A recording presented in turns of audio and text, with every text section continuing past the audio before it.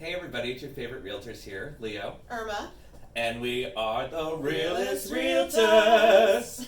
I love how we got a little bit more song in there every time. It's going to turn into a musical. I'd watch it. I really would. Yeah, I really would. On repeat. So what are we going to talk about today? So today we're going to talk about the process. So once you have your offer accepted, through to closing. So contract to close. There you Let's go. talk about it. So now, offers accepted. Congrats. You go, yes, congratulations. We did our job. You're welcome. Yeah, wow, got it. Now what you are going to start off with is attorney review. Now attorney review is 3 days legally, in which time you can rescind your offer. And it happens sometimes. Sometimes people get cold feet, something unexpected happens. There's a ton of different cases for that. Yeah. But during this time, the lawyers are trying to communicate with one another to settle some contractual provisions. And I always laugh because we write out these offer letters and then they tear them apart. Yeah. So I mean, it's in your best interest to get a great real estate attorney. Yes.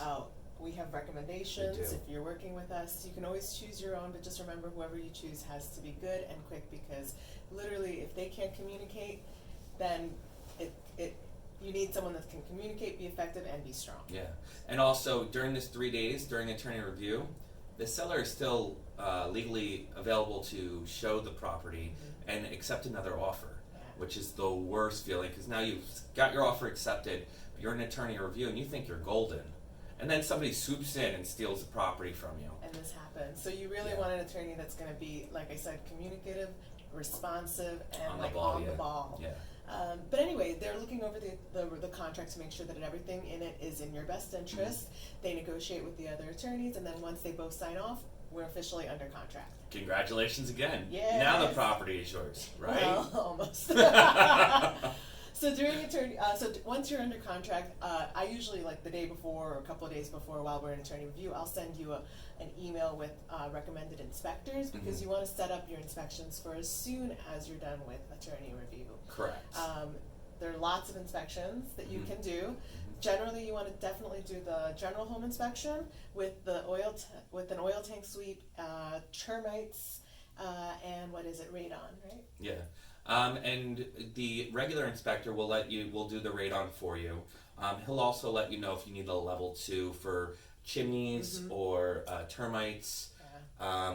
The other thing that you might want to think about doing is the lines. Sewer lines. Yeah. Yeah. It's becoming more and more of an issue with older homes, that the lines have either trees or they've collapsed over time and nobody's ever looked into them. Yeah, and anything sewer related from the house to the street is the homeowner's responsibility. So that could be a pretty expensive issue if you've got something growing in your sewer line. Yeah, absolutely. So those are all the recommended ones. We'll of course sit down and talk you over it and figure out what's appropriate for the property that you're buying, because obviously if you're going to be buying a townhouse or a condo, you're going to be needing a little bit of different things. Correct. And if you're out west, you're going to have septic, well. Exactly. Or if it's a brand new construction, you know, you don't always need all of these. So we'll evaluate. Correct.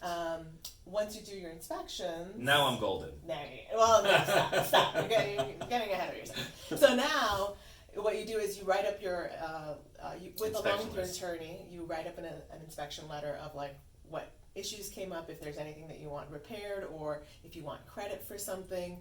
And then the attorneys go through and hash that out as well. Yeah. So, and we'll have that conversation with you. We'll be at the inspection. And then we go through the inspection report with you.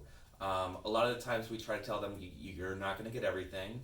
If you're not buying a brand new house, it's not a brand new house. Yeah. So you have to figure out the items that are most important to you, because the last thing you want to do is to get all this way to just then scare off the seller because you're asking for everything under the moon.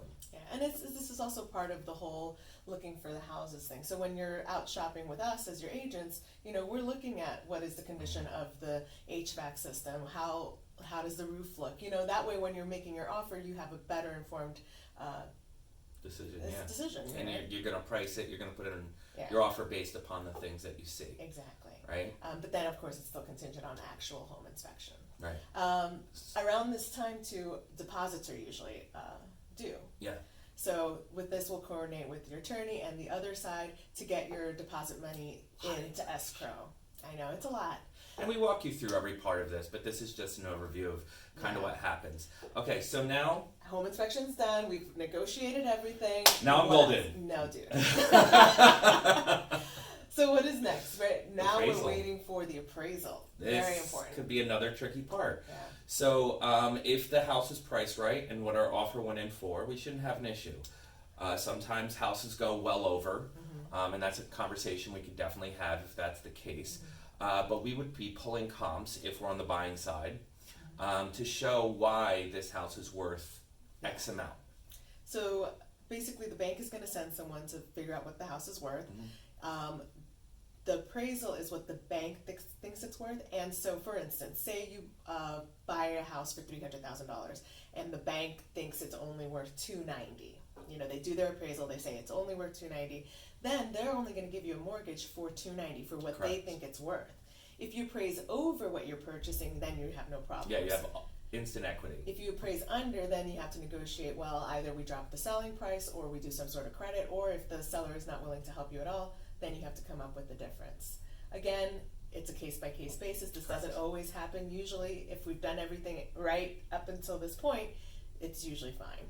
Yeah, but absolutely. Once it's appraised and you work all of that out, then we're waiting for the mortgage commitment. Yeah. The mortgage commitment basically means that they've gotten all your paperwork, which they're going to probably ask you for 4 or 5 times. Over and This over is again. usually when you want to pull your hair out because you're just like, I sent this to you a month ago. Yeah. But the truth of the matter is it's just a tedious process. Yeah, they have to make sure that nothing major has happened Correct. with your credit in between the time that you applied for your application. Don't buy a car. Yeah. Don't go on a spending spree. You gotta be Don't conservative. hurt your credit in any sort of way during this time. You want to be on your up and up because this is ultimately going to affect your rate at the end of the day. Yeah. Now, so then you got your mortgage commitment. we got our commitment, we got our appraisal, right? Now we're scheduling close. Yeah, so then we're waiting for the clear to close. Correct, from the title company. So the title company is going to do a search on the property to see if there's any liens or anything on the property that need to be discussed because you want a clean title on the house. Yeah. Once that's all done and we have the commitment and we've agreed on all inspections and pricing and everything else, now we're clear to close. Now we're clear to close. You usually get something called a closing disclosure. Yeah. It'll basically give you the breakdown of everything, all the money that you have to bring to the table, and then you basically have to go out, get your escrow, your checks, and bring them to the closing table. Then you spend about, I'm going to say a good half hour signing a ton of paperwork. Oh, easy. And then you're done. You're done. That's Yay! when you own your house. And we're the best realtors ever. And we throw a party. That's right. At the bar. No, just kidding. At your house. That's the bar.